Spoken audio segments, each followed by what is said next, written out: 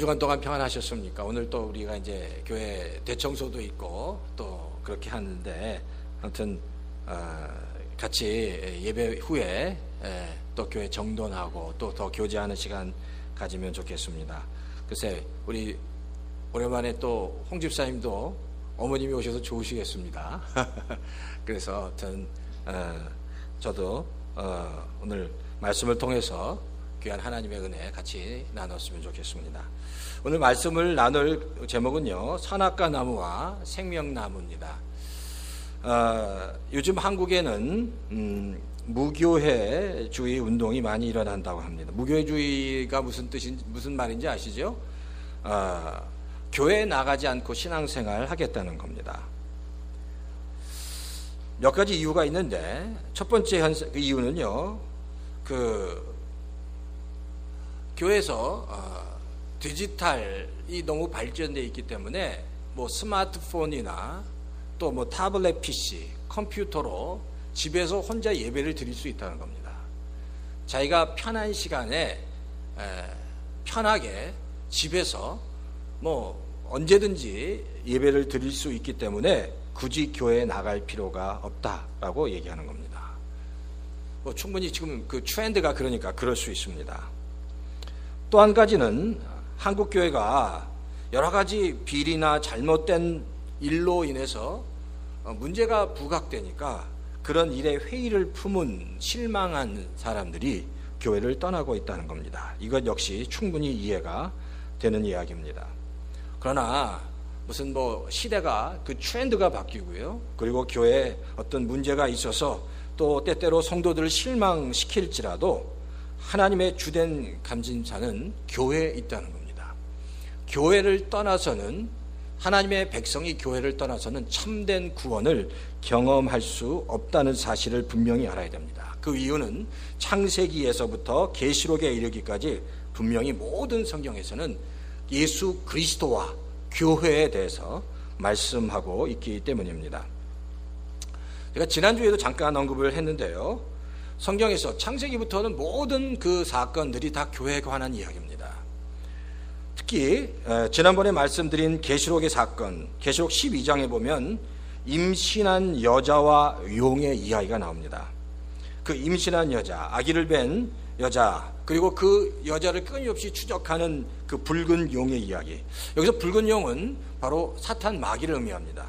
그리고 임신한 여자는 그 해산의 고통 가운데 있다가 한 아이를 출산하게 되는데, 바로 그 임신한 여자가 출산한 아기가 바로 메시아 예수 그리스도라는 겁니다. 그러면 그 임신한 여자는 누굴까요?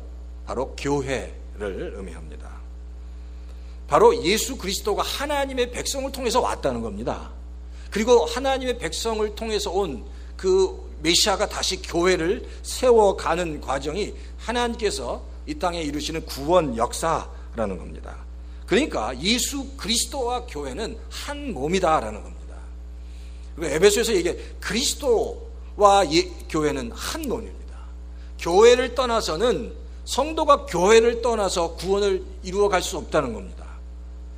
성도가 교회를 떠나서는 하나님의 백성으로 남을 수 없다는 이야기입니다. 교회와 하나님의 백성 그리스도는 한 몸이기 때문이다라는 겁니다. 뿐만 아니라 에베소서 1장 23절에 보면 성경에 이렇게 기록하는데요, 교회는 그리스도의 몸이다. 만물 안에서 만물을 충만케 하시는 분의 충만이다. 교회가 첫 번째 그리스도의 몸이라고 분명히 이야기하고 있고요, 교회가 충만케 하시는 분의 충만이다. 교회가 충만이라, 무엇으로 충만된 충만이냐? 예수 그리스도로. 예수 그리스도로 충만된 곳이 바로 교회라는 겁니다. 그러니까 교회가 없다면 예수 그리스도의 충만함, 하나님의 그 은혜, 임재의 충만함이 거할 곳이 없다는 겁니다.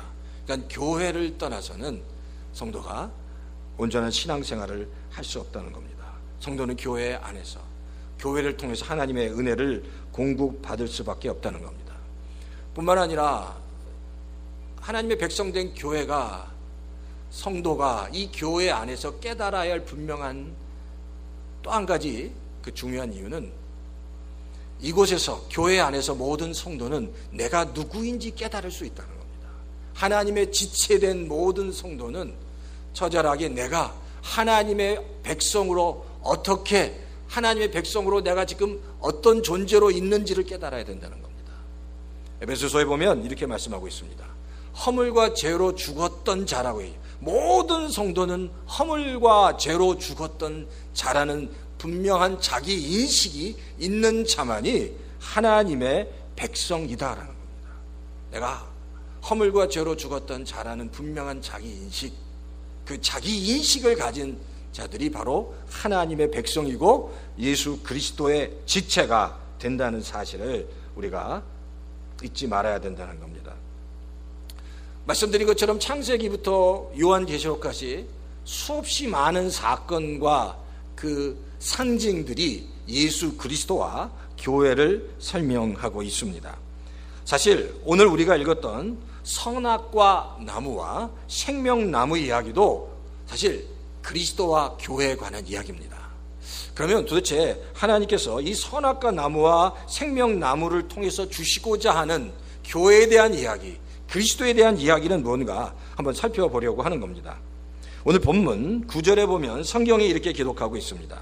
자, 제가 한번 9절 한번 읽어드릴게요. 한번 다 같이 한번 읽으시겠어요? 다 같이 시작. 주 하나님은 보기에 아름답고 먹기에 좋은 열매를 맺은 온갖 나무를 땅에서 자라게 하시고 동산 한가운데는 생명나무와 선과 악을 알게 하는 나무를 자라게 하셨다. 분명히 하나님께서 동산 중앙에 선과 악을 알게, 선악을 알게 하는 나무와 생명나무를 두셨다라고 말씀하고 있습니다. 그럼 우리가 잘 선과 악을 알게 하는 선악과 나무, 사실 이 선악과 나무에 대한 일반적인 아주 제너럴한 그 의미는 이럽니다. 하나님과 아담 사이의 언약을 하나님께서 선악과 나무를 통해서 주셨다는 겁니다. 이것은 하나님이 아담에게 주신 첫 번째 계명입니다. 아주 제일 첫 번째 계명이 바로 선악과 나무였다는 겁니다. 그러니까 이건요, 아담이 꼭 지켜야 할 계명이었고요, 아담이 꼭 순종해야 할 계명이었습니다. 근데 하나님이 이 아담에게 주신 이 선악과의 계명의 내용은 이겁니다. 동산에 있는 모든 나무의 열매는 네가 먹을 수 있어. 하지만 선악을 알게 하는 나무의 열매를 먹지 말라. 그것만 먹지 말라고 얘기합니다. 그것만 먹지 말고 다 먹어도 돼라고 말씀하고 있습니다. 자, 그런데 보세요. 그것만 먹지 말고 다 먹어도 된다고 얘기하시면서 그것을 먹게 되면 선악을 알게 하는 그 나무의 열매를 맺게 되면 어떻게 된다고요? 죽게 될 거야 라고 말씀하고 계신다는 겁니다. 그 이야기가 창세기 2장 17절에 보면 나와 있습니다. 창세기 2장 17절에 성경이 이렇게 기록해요. 그러나 선과 악을 알게 하는 나무의 열매만은 먹어서는 안 된다. 그것을 먹는 날에는 너는 반드시 죽는다라고 말씀하고 있다는 겁니다. 그러니까 하나님께서 주신 그 계명, 그 계명을 어길 때는 어떻게 된다고요? 반드시 죽게 된다라고 성경이 말씀하고 있다는 겁니다. 그러니까 사람은 하나님의 말씀에 순종하는 자리에서만 살아갈 수 있는, 살 수 있는 존재라는 것을 지금 계속해서 말씀하고 있다는 겁니다. 그런데 아담이 하나님이 주신 계명, 선악과 나무의 그 계명, 그 시험을 통과해야 생명나무의 열매를 먹을 수 있는데 어떻게 됐죠? 아담은 그 선악과 나무의 계명, 그 시험을 통과하지 못했습니다. 실패합니다. 그래서 결국 하나님께서 아담이 그 선악과 나무를 먹고 실패한 아담이 생명나무에 접근하지 못하도록 화영검을 든 천사로 그를 막으셨다고 성경은 얘기합니다. 근데 어쨌든 중요한 건 선악과 나무의 그 시험, 그 계명을 통과한 자만이 생명나무의 열매를 맺을 수 있다는 것, 먹을 수 있다는 겁니다. 자, 그러니까 보세요. 우리가 머릿속에 그러면 도대체 선악과 나무는 뭐고 생명나무는 뭔가 한번 다시 한번 정리해 볼 필요가 있어요. 우리가 성도가 되면 이 이야기는 참 많이 생각했지만 다시 한번 도대체 그러면 선악과 나무가 의미하는 게 뭐고 생명나무가 의미하는 게 뭘까라고 다시 한번 정리를 우리가 해 갈 필요가 있다는 겁니다. 요한계시록 2장 7절에 보면 성경이 이렇게 기록합니다. 제가 읽어드릴게요. 요한계시록 2장 7절에 성경은 이렇게 기록합니다. 귀가 있는 사람은 성령이 교회들에게 하시는 말씀을 들어라. 자, 이기는 사람에게는 내가 하나님의 낙원에 있는 생명나무의 열매를 주어 먹게 하겠다라고 말씀하십니다. 이기는 자에게 내가 낙원에 있는 생명나무의 열매를 먹게 하겠다는 겁니다. 그럼 여기서 뭘 이긴다는 걸까요? 이기는 자에게 생명나무의 열매를 주겠다고 했는데, 그럼 이기는 자는 바로 이겁니다. 생명나무의 열매를 먹을 수 있는 자, 곧 선악과 나무의 계명, 선악과 나무의 시험을 통과한 자를 의미합니다. 선악과 나무의 시험을 통과한 자는 생명나무의 과실, 열매를 먹을 수 있다라는 겁니다. 자, 그러니까 이제 선악과 나무의 열매, 생명나무의 열매는 그런 관계를 가지고 있다. 선악과 나무의 열매를 통과한 자만이 바로 생명나무의 열매를 먹을 수 있다라고 얘기합니다. 자, 그럼 보세요. 우리가 여기서 다시 한번 도대체 선악과 나무가 뭐냐는 거예요. 왜 하나님이 아담에게 선악과 나무를 주셨냐는 거예요. 그럼 우리가 많은 이야기를 하면 왜 하나님이 주셨을까? 왜 하나님이 안 주셔도 되는데 아담에게 선악과 나무를 주셔서 왜 시험에 들게 하시고 더 어렵게 하고 고통당하게 하셨냐? 그게 없으면 그냥 잘 살았을 텐데, 아무 문제 없이 잘 살았을 텐데, 왜 하나님께서 왜 굳이 선악과 나무를 주셔서 아담을 시험에 빠뜨리게 하시냐? 뭐 그런 질문들 우리가 많이 합니다. 근데 분명히 하나님이 아담에게 선악과 나무를 주신 이유가 있다는 겁니다. 이제 그 주신 이유가 뭐냐? 그리고 그 선악과 나무가 뭘 의미하느냐를 깨닫게 되면 우리가 신앙에 굉장히 큰 영적인 도움이 된다는 거예요.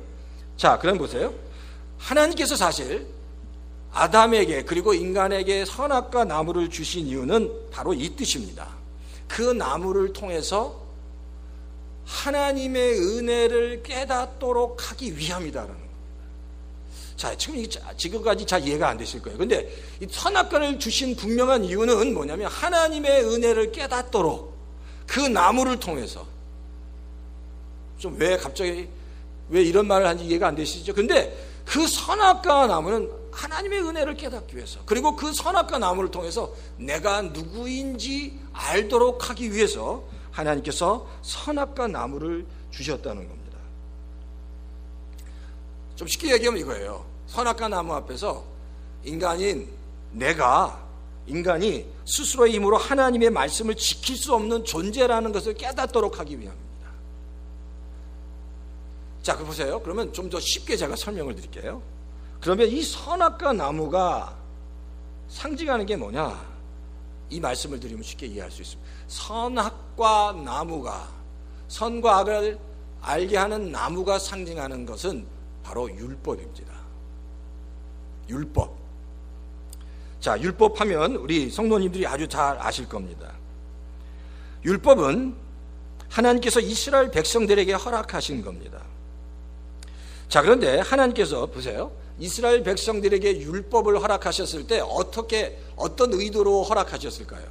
자, 하나님 이스라엘 백성 율법을 주셨는데, 율법을 주시면서 너희가 이 율법을 잘 지켜서, 꼼꼼하게 끝까지 잘 지켜서 이 율법을 통해서 너희가 의롭게 되고 반드시 성공해야 한다라는 그런 뜻에서 이스라엘 백성에게 율법을 주셨냐는 거예요. 그렇습니까? 이스라엘 백성 율법을 주면서 모세에게 율법을 주셨습니다. 십계명을 주고, 시내산에서 십계명을 주고 수많은 율법들을 주시면서 네가 이 율법을 꼼꼼하게 다 지켜서 이 율법 아래에서 승리하라고, 의롭게 되라고 그 율법을 주셨습니까? 그렇지 않다는 겁니다. 율법을 주신 가장 중요한 이유는 유대인들이 그 율법을 지켜나가면서 율법대로 살려고 애를 쓰면서, 나는 이 율법을 절대 다 지켜낼 수 없는, 다 이 율법을 지켜낼 수 없는 그런 정말 절망할 수밖에 없는 존재이구나, 희망이 없는 존재이구나를 깨닫도록 하나님께서 그 율법을 허락해 주셨다라는 겁니다. 그러니까 하나님이 율법을 주신 이유는 그 율법을 지키려고 애를 쓰면 쓸수록 나는 이 율법을 다 지킬 수 없는 정말 절망할 수밖에 없는 존재, 범죄할 수밖에 없는 존재이구나라는 사실을 깨닫도록 하기 위해서 하나님께서 율법을 주신 거예요. 그렇죠? 그렇습니다. 근데 바로 그 율법이 뭐라고요? 선악과라는 겁니다. 선악과가 상징하는 게 바로 그 율법이다라는 겁니다. 그러니까 선악과는 율법을 상징하는 거예요. 그러니까 선악과 앞에서 깨달아야 될 것은 절대로 하나님께서 주신 계명은 내가 절대로 다 이룰 수 없는 존재라는 사실을 깨닫도록 한 거예요. 사실 하나님이 아담을 창조하실 때 하나님이 아담을 온전하게 죄 없이 창조하셨습니다. 그런데 하나님은 그렇게 창조했지만 아담이 범죄하실 것을 알았을까요? 몰랐을까요? 이미 아셨습니다. 전능하신 분이 이미 아신 거예요. 그러니까. 자, 전능하신 하나님이 이미 아시고, 그리고 하나님은 하나님의 계획 가운데 이미 큰 마스터 플랜이 있는데, 하나님께서 예비하신 첫 번째 창조가, 인간을 포함한 첫 번째 창조가 있고, 그리고 마지막에 새 창조, 요한계시록에 나오는 새 창조가 있습니다. 그리고 그 사이에 첫 번째 창조와 인간의 타락과 구원, 그 모든 계획들이 하나님의 계획 가운데 있었다는 거예요. 그러니까 하나님은 아담이 범죄할 거라는 것을 알았습니다. 범죄할 것을 알면서도 바로 이 선악과를 주신 이유는 바로 그거예요. 네가 이 선악과 앞에서 네가 절대로 네 스스로의 힘으로 그 계명을 지킬 수 없는 존재야 라는 사실을 깨닫도록 하기 위함이었다는 거예요. 그게 바로 율법이라는 겁니다. 그러니까 선악과는 율법을 의미하는 겁니다.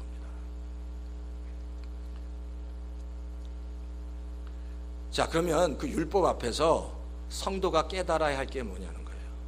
아, 나는 절대 율법으로 내 스스로의 힘으로 의롭게 될 수 없는, 절망할 수밖에 없는 존재라는 사실, 나는 그렇게 희망 없는 죄인이라는, 죄의 허물로 죽을 수밖에 없는 그런 존재라는 자인식을 가져야 된다는 겁니다.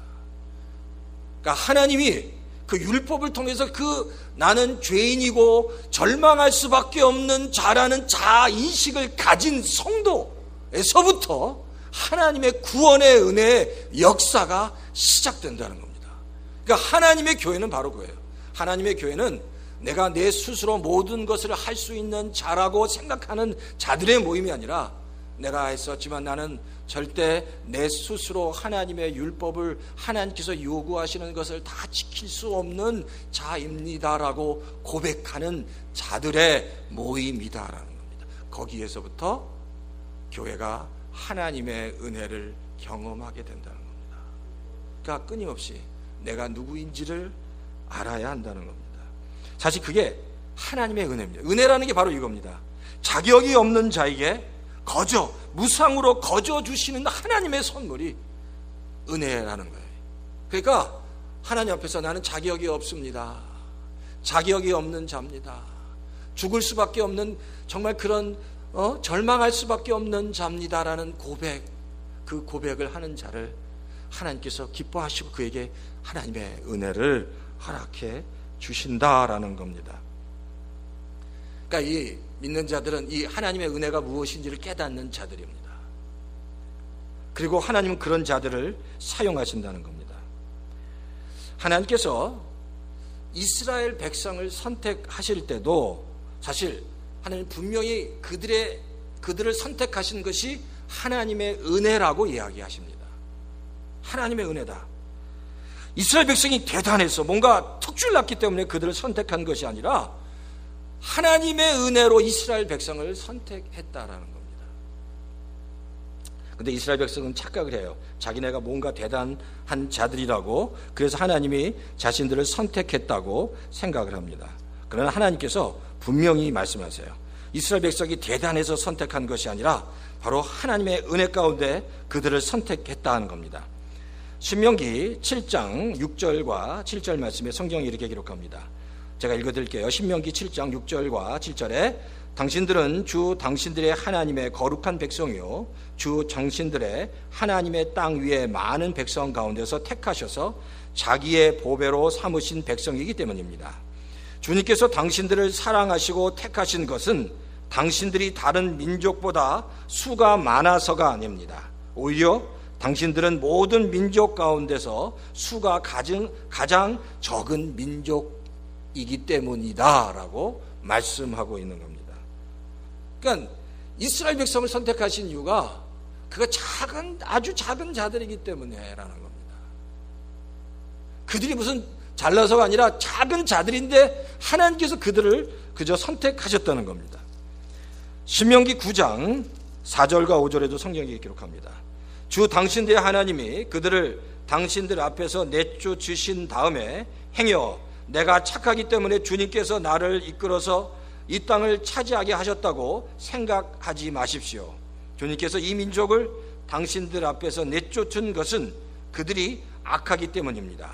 당신들이 마음이 착하고 바르기 때문에 당신들을 들어서 그들의 땅을 차지하도록 하신 것이 아니라 여기에 있는 이 민족들이 악하기 때문에 주 당신들의 하나님이 그들을 당신들 앞에서 내쫓으신 것입니다. 이렇게 하여 주님께서는 당신들의 조상 아브라함과 이삭과 야곱에게 맹세하신 그 말씀을 이루신 것입니다 라고 얘기합니다.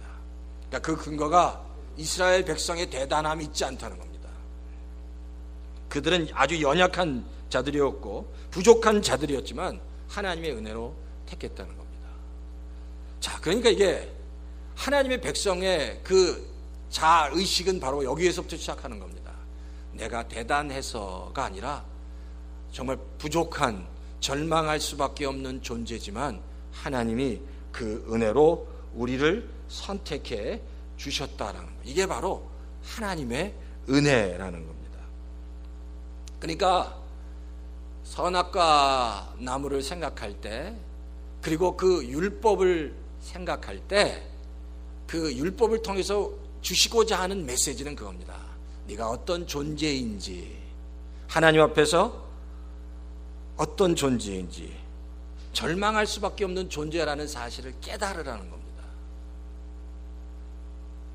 자, 그러니까 선악과, 생명나무, 율법. 자, 그러면 그 절망할 수밖에 없는 하나님의 백성이 그러면 끝까지 절망해야 되는가? 그렇지 않죠. 어떻게 그 절망 가운데서 다시 회복의 역사가 일어날 수 있죠? 바로 성전에 나가서 드리는 제사를 통해서 바로 하나님의 생명 가운데 나갈 수 있다는 겁니다. 자, 그러니까 이 패런이 선악과 나무와 생명나무, 율법 그리고 제사를 통해서 하나님의 생명 가운데, 하나님의 임재 가운데 나가는 겁니다. 그리고 신약에 와서는 그 선악과 나무가 바로 예수 그리스도의 십자가가 되고 그 예수 그리스도의 십자가를 통해서 어디로 나가는 거예요? 하나님의 그 생명으로 나가게 된다는 겁니다. 자, 그러니까 이게 그림이 선악과와 생명나무, 율법과 제사를 통해서 그 하나님의 임재 가운데 나가는 것, 그리고 그 모든 율법을 이겨내신 그 모든 율법 가운데 죽어서 승리하신 예수 그리스도를 통해서 하나님의 생명 가운데 들어가게 하셨다라는 겁니다. 자, 그러니까 보세요. 선악과가 뭔지, 율법이 뭔지, 하나님께서 우리에게 선악과를 주신 이유가, 그리고 율법을 생각하면서 그냥 내가 모든 것을 다 율법대로 살아가도록 주신 것이 아니라 율법을 지킬 수 없는 존재라는 사실을 깨닫기만 하면 되는 겁니다. 나는 아무것도 아닌 존재라는 사실을 깨달을 때 바로 그 성도를 하나님께서 기뻐하신다는 겁니다. 근데 그런 것 같아요. 이 땅을 살아가는 모든 성도의 영적인 싸움이 여기서 시작됩니다. 내가 아무것도 아니라는 존재, 절망할 수밖에 없는 존재라는 그 사실을 사실 현대를 살아가는 성도들이 가장 힘들어한다는 겁니다. 그렇잖아요. 자존심이 강하고 굉장히 어떤 그 자기 중심적으로 살아가는 성도들이 당신이 하나님 앞에서 나는 아무것도 할 수 없는, 절망할 수밖에 없는 존재라는 사실을 인정하라고 얘기할 때 당신들 하는 바보니 바로 그거 하는 거예요. 그렇지 않다는 거예요. 근데 우리가 하나님 앞에서 하나님의 온전한 자녀가 되기 위해서 가장 중요한 것, 내 자신을 깨는 겁니다. 내가 하나님 앞에서 아무 절망할 수밖에 없는, 희망이 없는 존재입니다. 그렇습니다. 하나님, 그런 나를 하나님의 은혜로 구원해 주십시오라고 고백할 수 있어야 한다는 겁니다. 그것이 바로 선악과와 생명나무가 주는, 하나님께서 우리에게 주시는 하나님의 영적인 의미다라고 성경은 말씀하고 있습니다. 그래서 우리가 그런 것 같아요. 신앙생활을 하면서 뭐 이런 여러 가지 일들을 경험합니다. 그런데 신앙생활이 이런 겁니다, 신앙생활이 저런 겁니다, 목회자가 아무리 설명을 해도 그 설명할 때 그 뜻들을 이해가 안 될 때가 있습니다. 그런데 그 삶의 여정 가운데 인생의 바닥을 칠 때가 있습니다. 삶의 여정 가운데 인생의 바닥을 칠 때, 그때 그 인생의 바닥 가운데서 자기 자신을 돌아보게 되는 겁니다. 인생의 바닥 가운데 내 자신을 돌아보면서 예전엔 내가 모든 것을 다 할 수 있을 것 같고, 내 지식으로, 내가 가지고 있는 힘으로 나는 모든 것을 다 할 수 있을 거라고, 하나님이 계시지만, 하나님이 함께 하시기도 하지만, 내가 가지고 있는 지혜로, 내가 가지고 있는 물질로 나는 무언가를 할 수 있을 거라고 생각했던 그것들이 다 무너지는 순간에, 그렇습니다, 나는 아무것도 할 수 없습니다, 나는 아무것도 할 수 없는 존재입니다 라고 바닥까지 무너지는 그 순간이 바로 하나님을 만나고 경험하는 순간이 된다는 겁니다.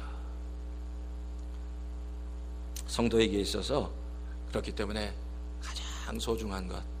가장 소중한 것은 바로 내가 누구인지, 하나님 앞에서 내가 누구인지를 깨닫는 거다라는 겁니다.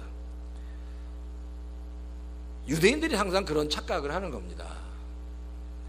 많은 유대인들이 이런 착각, 율법을 대할 때마다 그래요.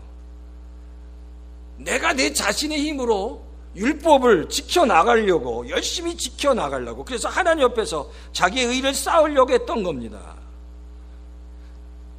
신앙생활도 내가 나의 의로, 내 힘으로 신앙생활을 하려고 하면 사실 그 신앙생활은 너무너무 힘들 수밖에 없습니다. 그리고 내 힘으로, 나의 의로 신앙생활을 하다 보면 정말 이 예배 가운데, 구약에서 얘기하면 이 제사의 처소가 되는, 예배의 처소가 되는 이 예배 가운데 하나님의 은혜를 온전히 경험할 수 없다는 겁니다. 근데 내가 누구인지, 내가 정말 절망할 수밖에 없는 존재라는 사실, 나는 정말 내 힘으로 아무것도 할 수 없는 존재라는 사실을 깨닫고 이 예배 처소에 나오게 되면 그 예배 처소에서 하나님께서 부어주시고 회복시켜 주시는 그 은혜를 진정으로 경험할 수 있게 된다는 겁니다. 그러니까 내가 누구인가, 내가 하나님 앞에서 누구인가를 깨닫는 것, 그것이 너무너무 중요하다는 겁니다.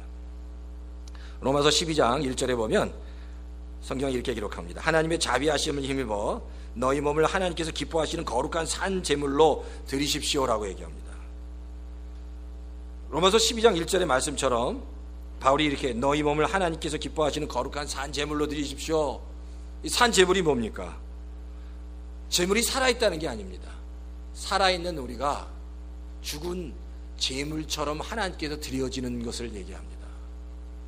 살아있지만 제물이 죽어야 한 것 같이 하나님 앞에서 죽어있는 자로, 제물처럼 하나님께서 내가 죽은 자로 하나님 앞에 나가는 그런 하나님의 자녀가 되어야 한다는 겁니다. 하나님 앞에서 내가 누구인지 그것을 깨닫는 것, 선악과 나무, 바로 율법, 이 말씀을 통해서 내가 누구인지를 깨닫는 것, 그것이 너무너무 중요하다는 겁니다. 우리가 인생을 살아가면서 다시 한번 내가 지금 어디에 서 있는가, 내가 무엇을 붙잡고 있는가? 내가 무엇을 의지하고 있는가? 내 자신을 돌아볼 필요가 있습니다. 내가 그래서 하나님 앞에서 정말 하나님께서 나를 쓰시기에 합당한 자로 세워져 있는가? 하나님께서 정말 쓰시기에 합당한 자로 내가 세워져 있는가? 우리 자신을 돌아봐야 한다는 겁니다. 그러니까 성도가 꼭 통과해야 될 것은 십자가의 은혜입니다. 십자가의 은혜를 통해서 하나님께서 주시는 은혜를 다시 깨닫는 것. 그러니까 역설적으로 얘기하는 건 이겁니다. 하나님께서 가장 절망하시는 것은, 하나님께서 가장 절망하시는 성도, 하나님께서 가장 절망하는 성도는 자신의 죄와 연약함에 대해서 절망하지 않는 성도라는 겁니다. 자신의 죄와 연약함에 대해서 절망한 성도를 하나님께서 기뻐하시고 그 성도를 사용하기 원하신다는 겁니다. 오늘 이 아침에 우리가 다시 한번 우리 자신을 돌아보면서, 하나님, 내가 하나님 앞에서 어떤 존재인지, 창세기에 하나님 아담에게 선악과 나무를 탁 주시면서 다 아셨죠. 그런데 네가 누군지 깨달아봐, 알아봐 라는 얘기입니다. 내가 누군지, 하나님 앞에서 어떤 존재인지 한번 깊이 깨닫고, 하나님, 내가 하나님의 은혜가 필요합니다. 정말 하나님의 은혜를 허락해 주십시오. 그 은혜가 아니면 내가 승리할 수 없습니다. 살아갈 수 없습니다. 라고 하나님 앞에 진심으로 우리 고백하시는 우리 얼바인 연합교회 모든 성도들 다 되시기를 주의 이름으로 축원합니다.